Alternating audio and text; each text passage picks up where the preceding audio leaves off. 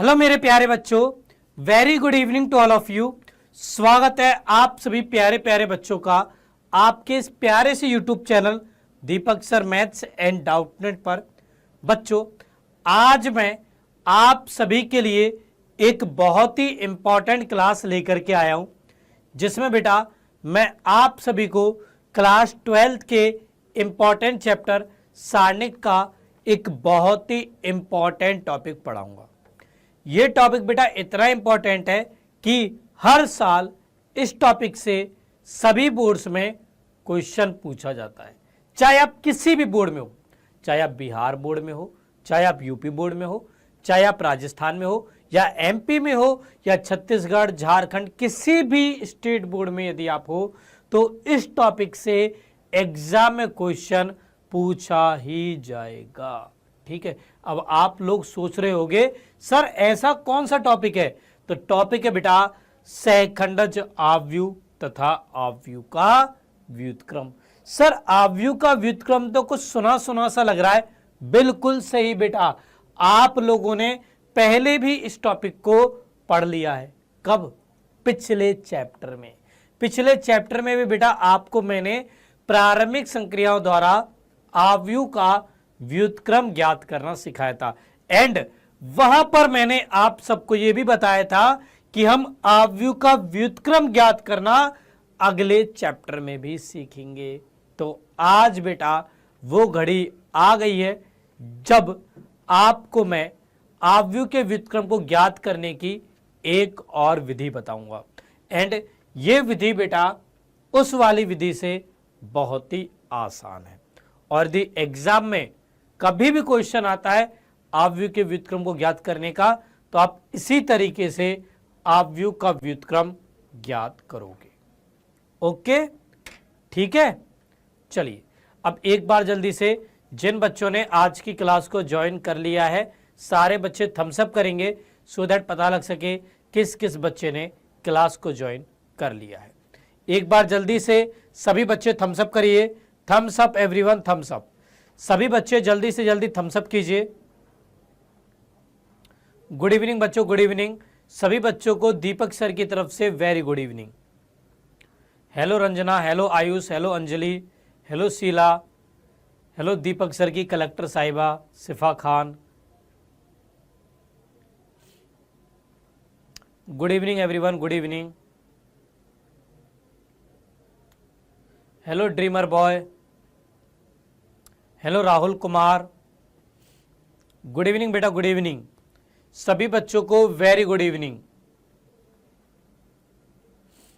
देखिए बच्चों, आज की आपकी क्लास बहुत ही इंपॉर्टेंट क्लास रहने वाली है, तो कोई भी बच्चा क्लास को छोड़ के नहीं जाएगा, आखिरी तक इस क्लास में बना रहेगा। ओके, तो स्टार्ट करते हैं बेटा अपनी आज की क्लास को। तो आज की क्लास का हमारा टॉपिक है सहखंडज आव्यूह। भाई किसी आव्यूह का सहखंडज आव्यूह कैसे ज्ञात करते हैं, ये बच्चों आपको आज समझना है। ठीक है। तो बेटा मैंने आप सभी को पिछली क्लास में किसी सारणिक के किसी अवयव के उपसारणिक और सहखंड को ज्ञात करना सिखाया था। सबसे पहले तो आप सब हाथ खड़ा करके बताइए कि कितने बच्चों को उपसारणिक और सहखंड ज्ञात करना आ गया, क्योंकि जिनको उपसारणिक और सहखंड ज्ञात करना आ गया होगा ना, वही सहखंडज आव्यूह ज्ञात कर सकते हैं। बताइए कितने बच्चों को आ गया, हाथ खड़ा करके बताइए। क्या बात है, सिफा खान का हाथ सबसे पहले खड़ा हुआ है। गुड, बहुत अच्छे बेटा। और बच्चे बताइए किस किस को आ गया है उपसारणिक और सहखंड ज्ञात करना, किस किस को आ गया, जल्दी से बताओ यार। बेटा टाइम मत लगाया करो, देखो समय मत लगाया करो, क्योंकि समय बहुत ज्यादा इंपॉर्टेंट है। आगे सभी को, जिनको नहीं आया है वो कल की क्लास को एक बार और देखें। ओके, चलिए अब देखो सहखंडज आव्यूह क्या होता है। तो मान लो हमारे पास कोई वर्ग आव्यूह है ए। अब वर्ग आव्यूह क्या होता है ये आपको अच्छे से मालूम है, जिसमें पंक्ति और स्तंभ दोनों की संख्या बराबर बराबर होती है। तो एक वर्ग आव्यूह ए है, मान लो जिसमें अवयव एआईजे के रूप में कोटि है n गुणा n। इसका सहखंडज आव्यूह capital A I J n cross n के परिवर्त के रूप में परिभाषित है। जहां पर कैपिटल ए आई जे अवयव ए आई जे का सहखंड है। ठीक है, और आव्यूह के सहखंडज को हम एडजॉइंट ऑफ ए के द्वारा व्यक्त करते हैं। ओके बेटा, जैसे मान लीजिए हमारे पास कोई आव्यूह ए है, 2 गुणा 2 कोटि का हमने आव्यूह ए मान लिया, A11, A12, A21, A22।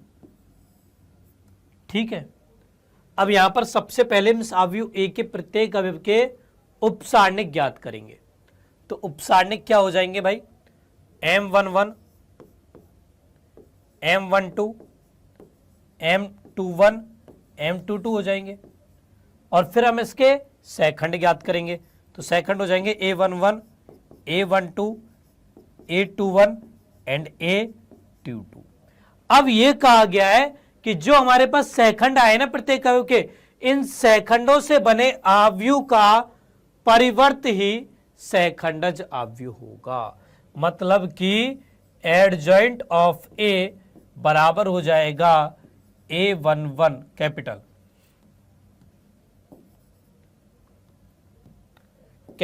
A11, A12, A21, A22 इसका परिवर्त। ये होता है बेटा किसी आव्यूह का सहखंडज आव्यूह। ठीक है बच्चों, ये किसी आव्यूह का सहखंडज आव्यूह होता है। सहखंडज आव्यूह कैसे ज्ञात करते हैं, सबसे पहले हम आव्यूह के प्रत्येक अवयव के उपसारणिक निकालते हैं, फिर सहखंड निकालते हैं, इन सहखंडों से बना हुआ आव्यूह निकालते हैं, फिर उसका परिवर्त ज्ञात करते हैं, वही आव्यूह ए का सहखंडज आव्यूह होता है। ठीक है, क्लियर। ऐसे हम किसी आव्यूह का सहखंडज आव्यूह ज्ञात करते हैं। जैसे उदाहरण के तौर पर मान लीजिए हमारे पास कोई ए आव्यूह है, 1, 2, 3, 4, भाई 2 गुणा 2 कोटि का हमारे पास ए आव्यूह है, इसका मुझे सहखंडज आव्यूह ज्ञात करना है। तो सबसे पहले मैं प्रत्येक अवयव के उपसारणिक ज्ञात करूंगा। तो यहां पर M11 हो जाएगा 4 के बराबर, M12 बराबर हो जाएगा पहली पंक्ति दूसरे स्तंभ का उपसारणिक 3 हो जाएगा, M21 दूसरी पंक्ति पहले स्तंभ का उपसारणिक ये 2 के बराबर हो जाएगा, एंड M22 ये बेटा 1 के बराबर हो जाएगा।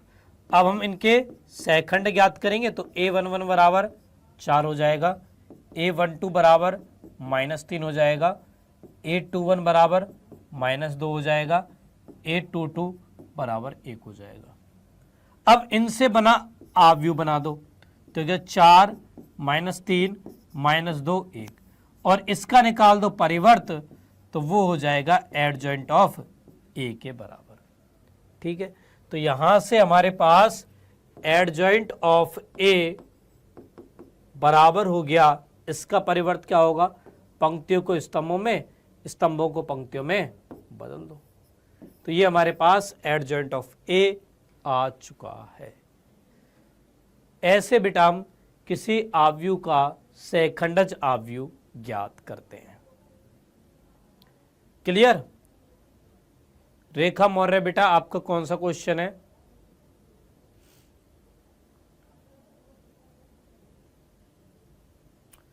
क्लियर।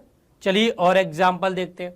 अगला उदाहरण है, देखो यहां पर हमारे पास आव्यूह ए दे रखा है 2, 3, 1, 4, इसका हमें सहखंडज ज्ञात करना है। तो सेम यही प्रोसीजर होगा, सबसे पहले हम प्रत्येक अवयव के उपसारणिक ज्ञात करेंगे। तो M11 होगा 4 के बराबर, M12 होगा 1 के बराबर, M21 होगा 3 के बराबर, एंड M22 बराबर होगा 2 के। फिर इसके बाद प्रत्येक अवयव के सहखंड ज्ञात करेंगे।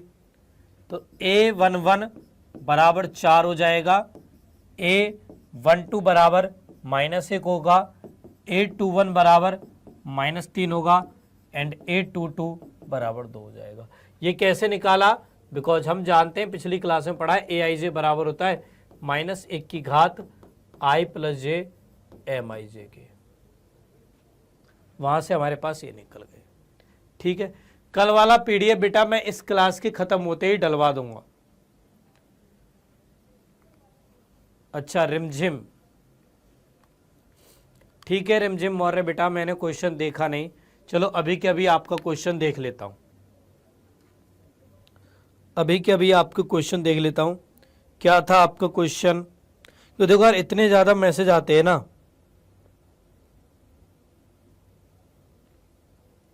आप बेटा एक बार हाय लिख के भेजना। अच्छा ठीक है, देख गया देख गया। आव्यूह 2002 का व्युत्क्रम ज्ञात कीजिए, यही क्वेश्चन है आपका।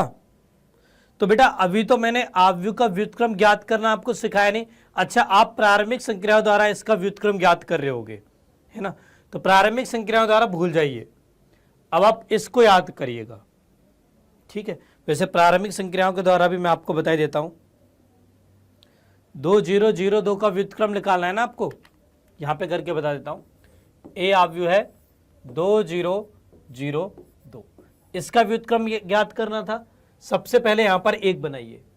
अच्छा पहले आप क्या लगाना चाहते हो, पंक्ति या स्तंभ? चलो पंक्ति लगा दी हमने, मान लो, ठीक है? तो ए बराबर में लिख दो आई ए, लिख दिया।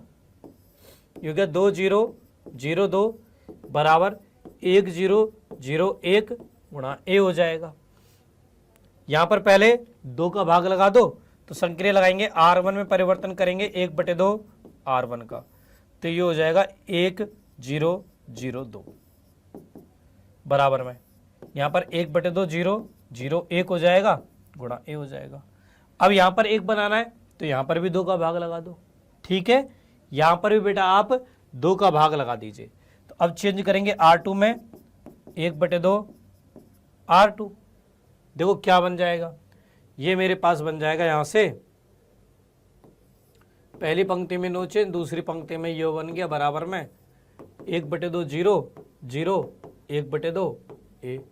तो यहां पर देखो ये आई बराबर में बी ए बन गया, तो बी बराबर हो जाएगा ए इनवर्स बराबर हो जाएगा 1/2 0 0 1/2, ये हमारे पास आ जाएगा। 1/2 बाहर निकाल लो तो हो गया 1 0 0 1, ये बेटा ए इनवर्स हमारे पास आ जाएगा। सिंपल, आसान प्रश्न था, ठीक है? ओके चलिए, हाँ भाई अब इधर आ जाओ। हम इस आव्यूह का सहखंड ज्ञात कर रहे थे, है ना? तो मैंने सबसे पहले उपसारणिक निकाले, फिर प्रत्येक अवयव के सहखंड ज्ञात कर लिए। अब निकालना है सहखंडज आव्यूह, तो पहले मुझे इन सहखंडों से बना आव्यूह निकालना पड़ेगा। तो वो आव्यूह क्या होगा, वो हो जाएगा 4 -1 -3 2, और फिर मुझे इसका परिवर्त करना पड़ेगा, वही होगा एडजॉइंट ऑफ ए। तो एडजॉइंट ऑफ ए क्या बन जाएगा, यहां से ये हो जाएगा 4 -1 -3 2, ये बेटा हमारे पास बन जाएगा। हाँ पहले समझ में नहीं आता था प्रारंभिक संक्रिया द्वारा आव्यूह का व्युत्क्रम ज्ञात करना, अब समझ में आ गया है। पता है क्यों, ऐसा क्यों? क्योंकि पहले बेटा आप लोगों की प्रैक्टिस नहीं थी, अब आप लोगों ने प्रैक्टिस की तो आपको सब कुछ समझ में आने लग गया। यही होता है यार मैथ के अंदर। मैथ में बेटा आप जितनी ज्यादा प्रैक्टिस करोगे क्वेश्चंस की, किसी कंसेप्ट के जितने ज्यादा क्वेश्चन लगाओगे उतना ही अच्छे से आपको वो कंसेप्ट समझ में आने लग जाएगा। इसलिए मैं आप लोगों से बार बार बोलता हूं कि यार क्वेश्चन ज्यादा से ज्यादा किया करो, ठीक है? क्या था रिमझिम मौर्य बेटा उस क्वेश्चन में? कुछ भी नहीं था। ओके क्लियर, ये आ गया एडजॉइंट ऑफ ए। अच्छा अब बच्चों मैं आप लोगों को 2 गुणा 2 कोटि के आव्यूह के सहखंडज को ज्ञात करने की एक ट्रिक बताता हूं, ठीक है? एक ट्रिक बताता हूं बेटा मैं आपको 2 गुणा 2 कोटि के आव्यूह के सहखंडज को ज्ञात करने की। तो यहां पर आप हेडिंग डाल दीजिए ट्रिक। मान लो हमारे पास कोई आव्यूह ए है 2 गुणा 2 कोटि का, A11 A12 A21 A22, ठीक है? चलो बेटा इसका उपसारणिक लिखो। M11 क्या होगा, ये होगा A22 के बराबर। M12 क्या होगा, ये होगा A21 के बराबर। M21 क्या होगा, A12 के बराबर। एंड M22 क्या होगा, ये होगा A11 के बराबर। ठीक है, ये हो जाएगा। हाँ, 12th वालों को बताई थी ट्रिक जब आप 11th में थे। ठीक है, अच्छा यहां पर देखो कैपिटल A11 क्या होगा, तो ये M11 के बराबर होगा, तो ये A22 हो जाएगा। कैपिटल A12 ये माइनस M12 के बराबर होगा, तो ये माइनस A21 हो जाएगा। कैपिटल A21 क्या होगा, ये माइनस M21 हो जाएगा, तो माइनस A12 के बराबर हो जाएगा। कैपिटल A22 क्या होगा, M22 के बराबर, तो ये A11 के बराबर हो जाएगा। ठीक है, अब इनसे बना आव्यूह हो जाएगा A22 minus A21 minus A12 and A11। इसका बेटा मुझे परिवर्त करना है, वही होगा एडजॉइंट ऑफ A। ठीक है, तो यहां से एडजॉइंट ऑफ A देखिए क्या आ जाएगा, इसका परिवर्त, तो ये हो गया A22 minus A21 minus A12, यहां पर हो गया A11। तो ये बेटा इस आव्यूह A का सहखंडज आव्यूह आ गया। ठीक है, ये इस आव्यूह का सहखंडज आव्यूह है। सर ट्रिक क्या है, ट्रिक बेटा ध्यान से देखना, ध्यान से समझना बेटा। मैंने यहां पर क्या किया बच्चों, सबसे पहले मैंने इस विकर्ण के अवयवों की परस्पर अदला बदली कर दी। ठीक है, इनकी क्या करी, अदला बदली।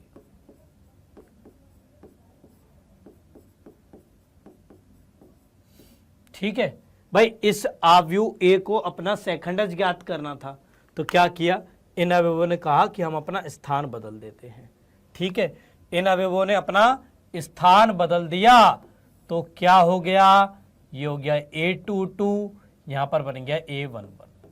अब जब ये ऐसा कर रहे थे तो यहां पर ये दो व्यक्ति और थे, इन्होंने क्या कहा इनसे कि भाई आप ऐसे स्थान बदल रहे हो, हम ऐसे तो नहीं बदलने देंगे, हमें आपको कुछ रिश्वत देनी पड़ेगी। और रिश्वत के तौर पर इन्होंने क्या कहा कि चलो तुम भी अपने चिन्ह बदल लो। तो A12 ने अपना चिन्ह बदला, माइनस A12 बन गया। A21 ने अपना चिन्ह बदला, ये माइनस A21 बन गया, और ये हमारा हो गया एडजॉइंट ऑफ A। देख लीजिए चाहे। ठीक है, ये हो गया एडजॉइंट ऑफ A। तो इन्होंने तो अपना स्थान बदल दिया, और इन्होंने क्या किया, इन्होंने अपना चिन्ह बदल दिया, चिन्ह परिवर्तन। ओके, तो ऐसे बेटा हम 2 गुणा 2 कोटि के अवयव का सहखंडज ज्ञात करते हैं। चाहे तो पिछले एग्जाम्पल्स में देख लो, यहां पर देखोगे इनका स्थान बदल दो, तो क्या हो जाएगा, 2 की जगह 4, 4 की जगह 2, इनके चिन्ह बदल दो, -3 -1। क्या यही आया एडजॉइंट ऑफ A? देख लो। इस वाले एग्जाम्पल में देखो, इनका स्थान बदल दो, क्या हो गया, 1 की जगह 4, 4 की जगह 1, इनके चिन्ह बदल दो, -2 -3। क्या यही आया? बिल्कुल यही आया। ठीक है, यही आया बेटा। तो ये ट्रिक है, ये बच्चों आपको ध्यान रखनी है, 2 गुणा 2 कोटि के अवयव के सहखंडज को ज्ञात करने की। अब आपको इतना नहीं करना पड़ना, बस आपको एक ट्रिक लगानी है, तुरंत आप किसी भी 2 गुणा 2 कोटि के अवयव का सहखंडज लिख दोगे। जैसे मान लो मैंने आपसे बोला कि भाई अवयव A दे रखा है 10, 50, 25, 105, बताओ इसका एडजॉइंट क्या होगा। तो आप तुरंत की तुरंत लिखोगे एडजॉइंट, इनका स्थान बदल दो, तो 105, 10, इनके चिन्ह बदल दो, -50, -25, ये आ गया एडजॉइंट ऑफ A। ठीक है, ये बेटा एडजॉइंट ऑफ A आ चुका है। ऐसे हम 2 गुणा 2 कोटि के अवयव का सहखंडज ज्ञात करते हैं। अब ये तो बात हुई 2 गुणा 2 कोटि की, 3 गुणा 3 कोटि का कैसे निकालेंगे, तो उसके लिए तो भाई यही तरीका आपको लगाना है। सबसे पहले दिए गए आव्यूह के प्रत्येक अवयव के उपसारणिक निकालने, फिर सेखंड निकालने, उन सेकंडों से बना आव्यूह बनाना है, फिर उसका परिवर्त ज्ञात करना है, वही एडजेंट ऑफ ए हो जाएगा। क्लियर? तो ऐसे हम किसी वर्ग आव्यूह का सहखंडज आव्यूह ज्ञात करते हैं। है ना सुपर्ब ट्रिक? हाँ बेटा,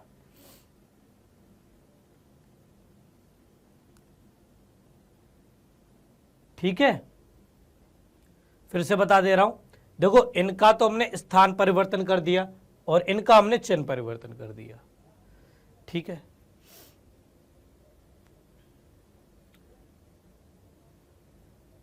बेटा 3 गुणा 3 कोटि के आव्यूह के सहखंडज को ज्ञात करने की भी ट्रिक है, उसकी भी बेटा ट्रिक है।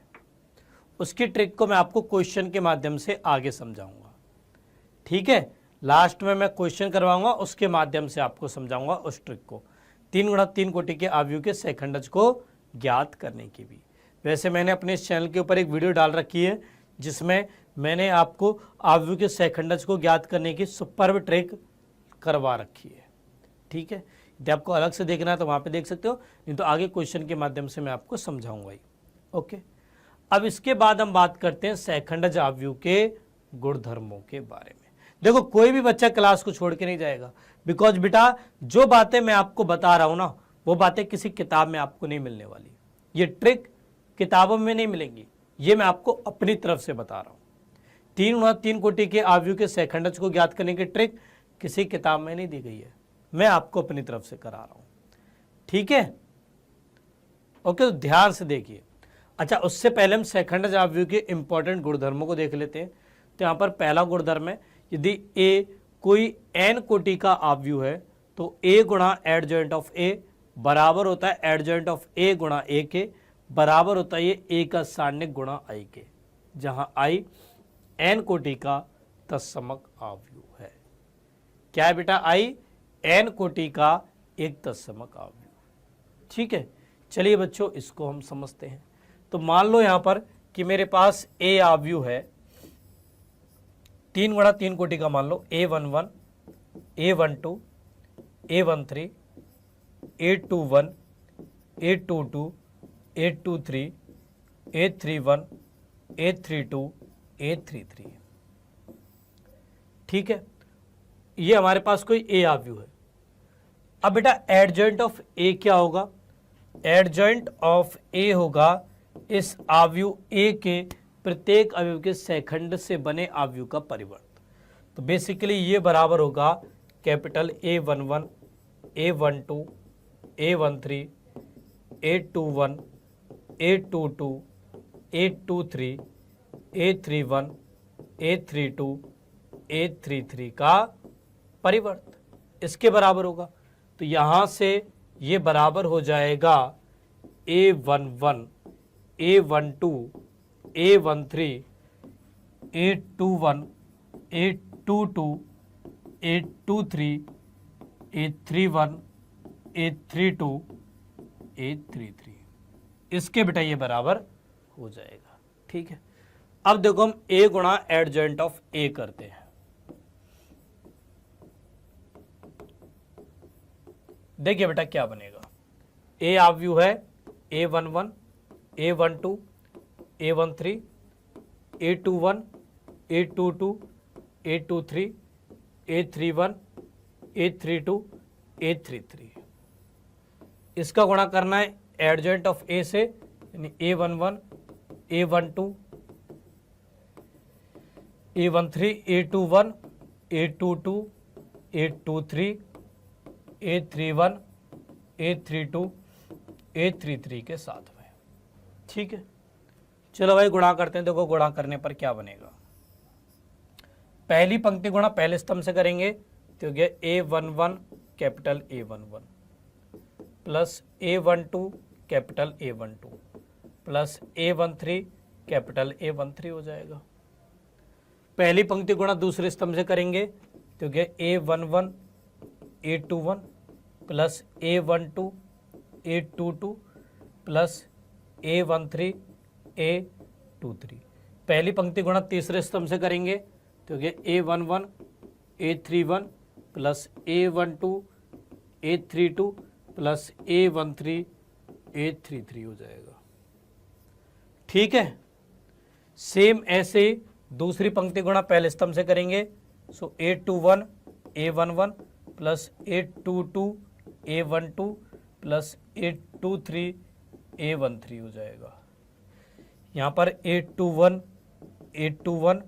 प्लस A22 प्लस A23 हो जाएगा।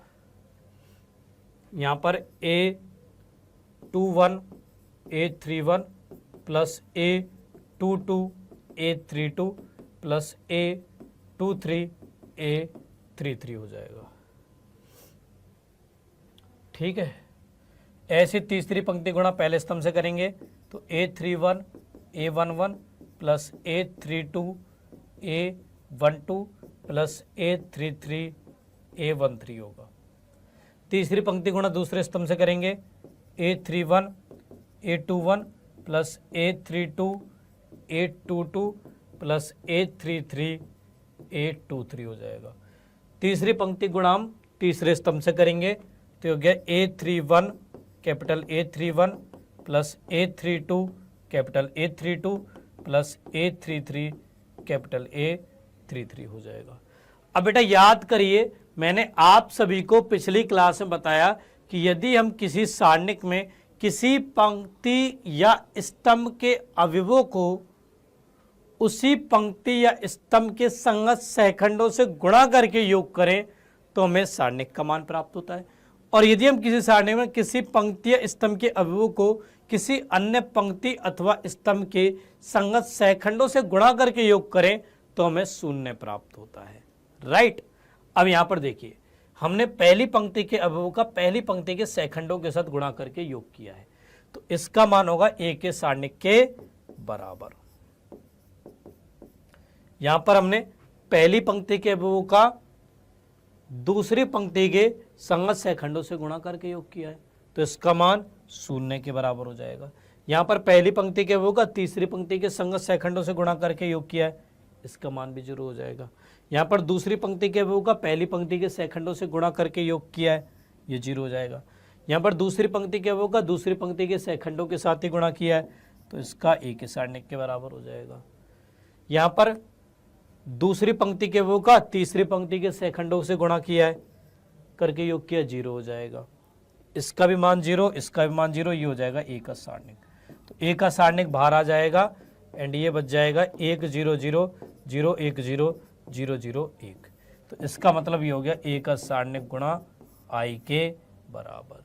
वही तो हमने यहाँ पर बोला कि A गुणा एडजॉइंट ऑफ A बराबर एडजॉइंट ऑफ A गुणा A बराबर होगा A का सारणिक गुणा I। तो ये वाला गुणधर्म बेटा आप सबको याद रखना है, मैंने आपको प्रूफ करके बच्चों बता दिया। ये क्लियर, A गुणा एडजॉइंट ऑफ A बराबर एडजॉइंट ऑफ A गुणा A बराबर होता है A का सारणिक गुणा I। ये बेटा सहखंडज अवयव का पहला गुणधर्म है।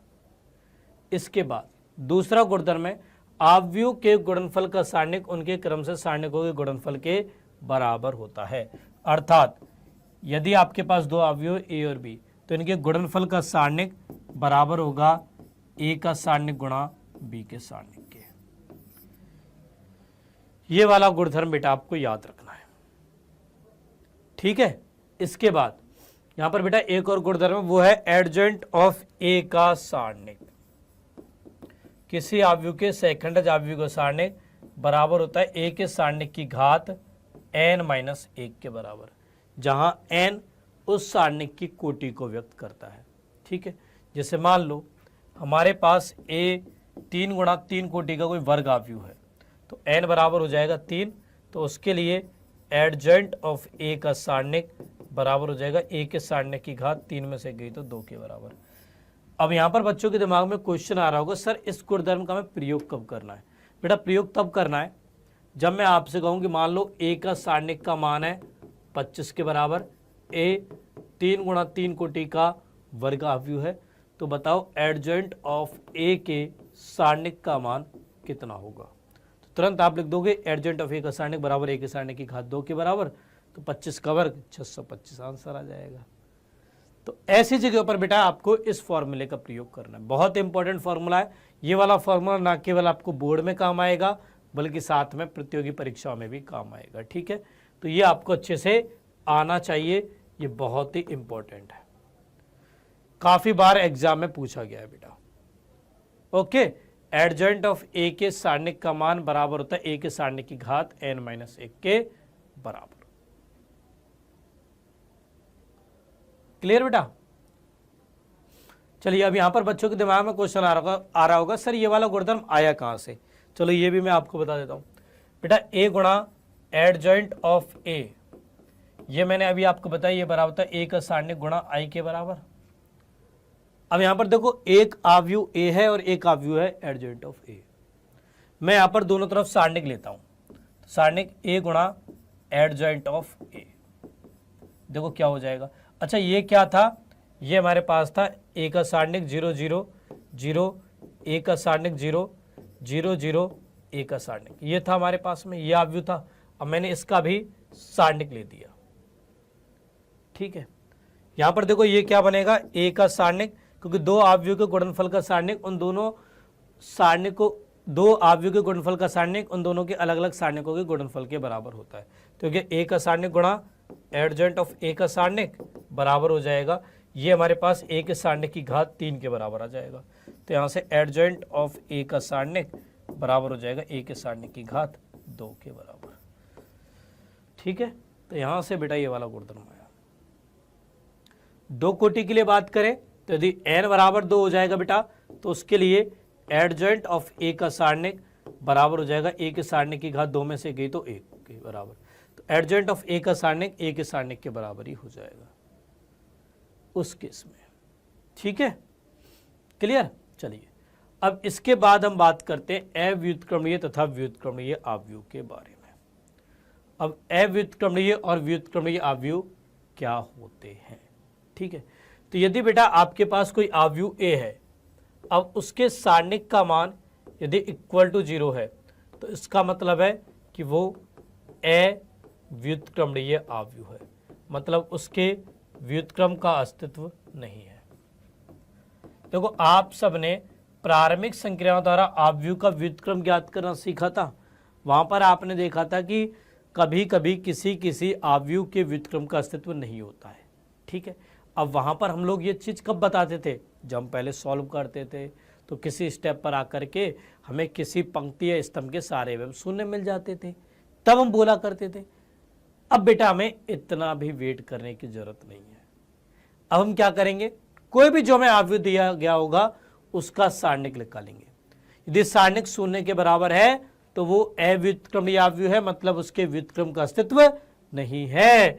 और यदि ए के सारणिक का मान नॉट इक्वल टू 0 है तो इसका मतलब है कि वो व्युत्क्रमणीय आव्यूह है, अर्थात उसके व्युत्क्रम का अस्तित्व है। ये बात आपको अब से ध्यान रखनी है। ठीक है, चलिए इसके बाद यहां पर भी कुछ इंपॉर्टेंट प्रमेय है, वो है यदि ए और बी दोनों एक ही कोटि के व्युत्क्रमणीय आव्यूह हैं तो ए बी तथा बी ए भी उसी कोटि के व्युत्क्रमणीय आव्यूह होंगे। यदि ए और बी व्युत्क्रमणीय आव्यूह है तो ए बी और बी ए भी उसी कोटि के व्युत्क्रमणीय आव्यूह होंगे। ओके, एंड आपको याद रखना है बेटा यहाँ पर कि ए बी का इनवर्स बराबर होता है बी इनवर्स ए इनवर्स के। वैसे तो आप पिछले चैप्टर में पढ़ के आ चुके हो, फिर भी मैंने यहाँ पर आपको बता दिया।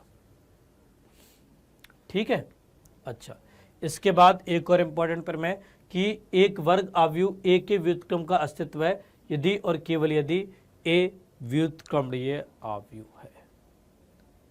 यदि और केवल यदि ए व्युत्क्रमणीय आव्यूह है तभी उसके व्युत्क्रम का अस्तित्व है।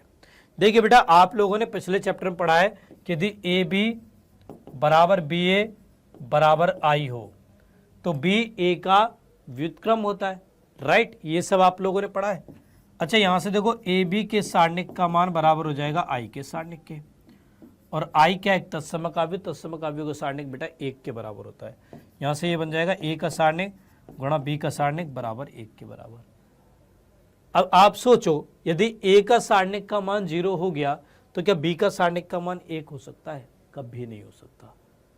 कभी भी बेटा नहीं हो सकता। ओके, तो इसका मतलब बी तभी अस्तित्व में होगा जब ए का सारणिक नॉट इक्वल टू 0 हो, अर्थात ए व्युत्क्रमणीय आव्यूह हो। ओके, जब ए व्युत्क्रमणीय आव्यूह होगा तभी उसके व्युत्क्रम का अस्तित्व होगा।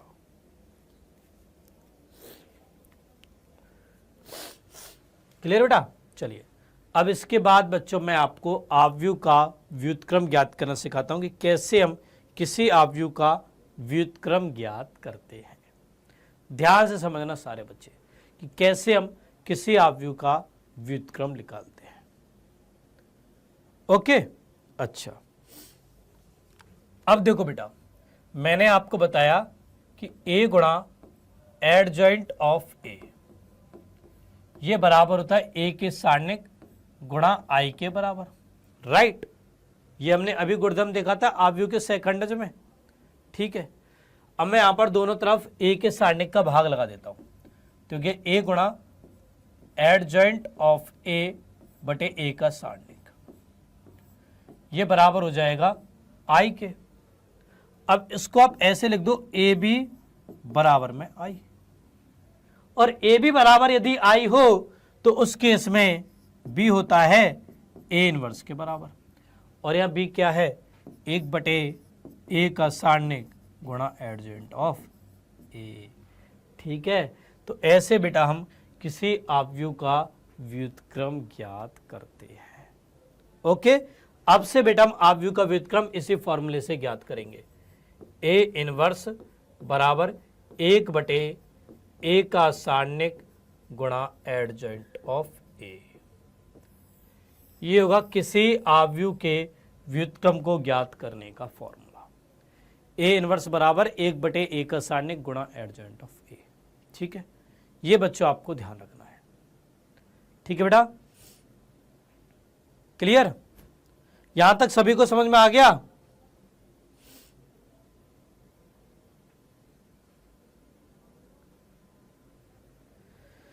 क्लियर है? बताइए बेटा जल्दी से।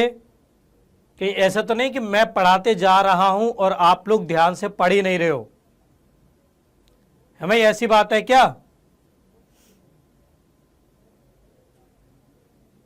सबको समझ में आ रहा है अच्छे से? देखिए, झूठ नहीं बोलना है बेटा आप लोगों को, क्योंकि ये समझ लो कि ये झूठ आप मुझसे नहीं अपने आप से बोल रहे हो। ओके, समझ में आ रहा है? ठीक है, चलिए अब यहां पर हम एग्जाम्पल के द्वारा समझते हैं इसको। तो उदाहरण है, यहां पर हमारे पास एक आव्यूह ए दिया गया है, हमें सत्यापित करना है कि a गुणा एडजॉइंट ऑफ a बराबर a का सारणिक गुणा i होगा, और a इनवर्स भी हमें ज्ञात करना है। अब देखो, इसी एग्जाम्पल के द्वारा मैं आपको 3 गुणा 3 कोटि के आव्यूह का सहखंडज आव्यूह भी ज्ञात करना सिखा दूंगा, ठीक है। तो ध्यान से सारे बच्चे सीख लेना बेटा, स्टेप को ध्यान से सुनना। सबसे पहले हम यहां पर इस दिए गए आव्यूह ए के प्रत्येक अवयव के उपसारणिक ज्ञात करेंगे। क्या करेंगे? सबसे पहले दिए गए आव्यूह ए के प्रत्येक अवयव के उपसारणिक निकालेंगे। तो यहां पर देखो M11 क्या होगा,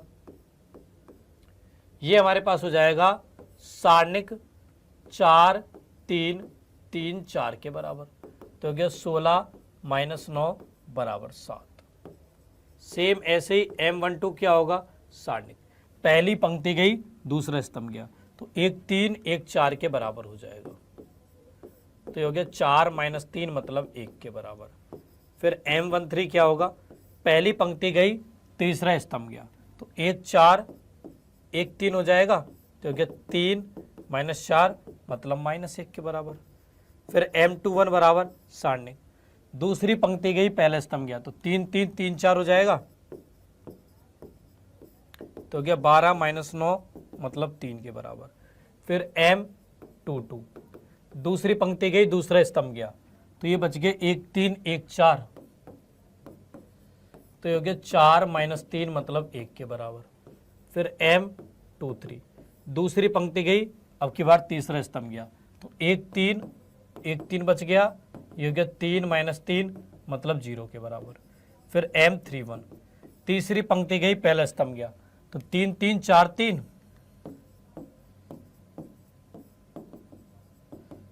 ये हो गया 9 माइनस 12 मतलब माइनस के 3, फिर M32, तीसरी पंक्ति गई, दूसरा स्तंभ गया, क्या बच गया 1 1 3 3, तो अभी भी ये 3 माइनस 3 0 हो जाएगा। एंड लास्ट फाइनल M33 ये बराबर होगा सारणिक, पहली M33 चाहिए, तीसरी पंक्ति तीसरे स्तंभ गया 1 3 1 4 हो जाएगा, तो हो गया 4 माइनस 3 मतलब 1 के बराबर। तुमने यहां पर प्रत्येक अवयव के उपसारणिक ज्ञात कर लिए, पहला काम तो हमारा हो गया। देखो मैंने इसलिए आपसे पिछली क्लास में बोला था कि पिछली क्लास इंपॉर्टेंट है, टॉपिक आसान था उपसारणिक और सेकंड, बट देखो यूज कितना ज्यादा हो रहा है, आगे के सारे क्वेश्चंस में यूज होगा इसका, ठीक है। तो उपसारणिक और सेकंड आते हैं तो सेकंडज अवयव भी निकाल लोगे, उपसारणिक निकाल लिए, बस अब सेकंड निकाल लो। तो A11 बराबर M11 होगा, तो ये 7 हो गया। A12 बराबर माइनस M12 होगा, ये माइनस 1 हो जाएगा। A13 बराबर M13 होगा, ये माइनस 1 हो जाएगा। A21 बराबर माइनस M21 होगा, माइनस 3 हो जाएगा। A22 बराबर M22 होगा, 1 हो जाएगा। A23 बराबर माइनस M23 होगा, 0 हो जाएगा। A31 बराबर M31 होगा, ये माइनस 3 हो जाएगा। A32 बराबर माइनस M32 होगा, तो ये 0 हो जाएगा। एंड A33 बराबर M33 होगा, ये बेटा 1 हो जाएगा। तो ये आगे प्रत्येक अवयव के सेकंड। अब निकालना सेकंड अवयव, तो एडजॉइंट ऑफ ए बराबर हो जाएगा इन अवयवों से बने अवयव का परिवर्त। तो 7 माइनस 1 माइनस 1 माइनस 3 1 0 माइनस 3 0 1, इसका परिवर्त। तो यहाँ से बेटा एडजॉइंट ऑफ ए बराबर हो जाएगा 7 माइनस 1 माइनस 1 माइनस 3 1 0 माइनस 3 0 1, ये हमारे पास एडजॉइंट ऑफ ए आ जाएगा, ठीक है। अब यहां पर हमें सत्यापित करना है कि ए गुणा एडजॉइंट ऑफ ए बराबर है ए का सारणिक गुणा आई के। तो ए गुणा एडजॉइंट ऑफ ए देखिए क्या होगा। ए अवयव क्या है हमारे पास, यह है 1 3 3 1 4 3 1 3 4, इसका गुणा सेकंड अवयव से करें 7 माइनस 3 माइनस 3 माइनस 1 1 0 माइनस 1 0 1 के साथ। तो ये बेटा बराबर हो जाएगा 7 minus 6 1 minus 3 plus 3 0 minus 3 plus 3 0, 7 minus 4 minus 3 0 minus 3 plus के 4 1 minus 3 plus 3 0, 7 minus 3 minus 4 0 minus 3 plus 3 0 minus 3 plus के 4 1 बन जाएगा। तो ये हमारे पास आई के बराबर आ गया। अच्छा यहाँ पर ए के सारणिक का मान देखो क्या होगा, तो ए का सारणिक बराबर हो जाएगा 1 सारणिक 4 3 3 4 माइनस 3 सारणिक, पहली पंक्ति के अंदर से बेटा मैं प्रसार कर रहा हूँ, ठीक है। ये गए तो 1 3 1 4 प्लस 3 सारणिक 1 4 1 3 हो जाएगा। तो ये हो गया 16 में से 9 गए 7, 4 में से 3 गए 1, तो माइनस के 3, 3 में से 4 गए माइनस का 1, तो ये माइनस के 3, तो यहाँ से 1 के बराबर आ जाएगा। तो यहाँ से हम लिख सकते हैं कि ए गुणा एडजॉइंट ऑफ ए बराबर है ए का सारणिक गुणा आई के बराबर। यही बेटा मुझे यहाँ पर सत्यापित करना था, तो ये मैंने सत्यापित कर दिया। साथ में ए इनवर्स निकालना था, तो अब देखो ए इनवर्स क्या होगा, 1/a का सारणिक गुणा एडजॉइंट ऑफ ए। तो ए इनवर्स बराबर हो जाएगा, ए का सारणिक 1 है, तो एडजॉइंट ऑफ ए के बराबर ही होगा। तो क्या 7 माइनस 3 माइनस 3 माइनस 1 1 0 माइनस 1 0 1, ये बेटा हमारे पास ए इनवर्स आ जाएगा, ठीक है, क्लियर। तो ऐसे बेटा हम किसी अवयव का सेकंड अवयव और उसका व्युत्क्रम ज्ञात करते हैं, ठीक है बेटा। अब मुझे याद है मैंने आपको 3 गुणा 3 कोटि के अवयव के सेकंडज को ज्ञात करने की ट्रिक नहीं बताई अभी, तो उसे बेटा मैं आपको नेक्स्ट क्लास में बताऊंगा। अगली क्लास जो कि हमारी कल होगी, उसमें बेटा मैं आपको 3 गुणा 3 कोटि के अवयव के सेकंडज को ज्ञात करने की भी शॉर्ट ट्रिक बताऊंगा, ठीक है। तो कल की क्लास को देखना ना भूलें। वहीं इसके अलावा मैंने आपको देखो आव्यूह का सेकंड ज्ञात करना और व्युत्क्रम ज्ञात करना सिखा दिया है। अब मैं आप लोगों से एक रिक्वेस्ट करता हूं कि प्लीज आप सब लोग अपनी किताब के इस प्रकार के प्रश्नों को खुद से कर लें। ये सारे क्वेश्चन बेटा मैं यहाँ पर नहीं करवाऊंगा, आपको खुद से करना पड़ेगा, ठीक है। तो खुद से आप क्वेश्चंस को कर लें। ओके, चलिए अब आपके प्रिय दीपक सर आप सब लोगों से विदा लेते हैं। जल्दी बेटा हमारी मुलाकात होगी नेक्स्ट क्लास में। तब तक के लिए बच्चों bye bye, take care everyone, good night बेटा, बाय बच्चों, बाय बाय, बाय बेटा, बाय बाय।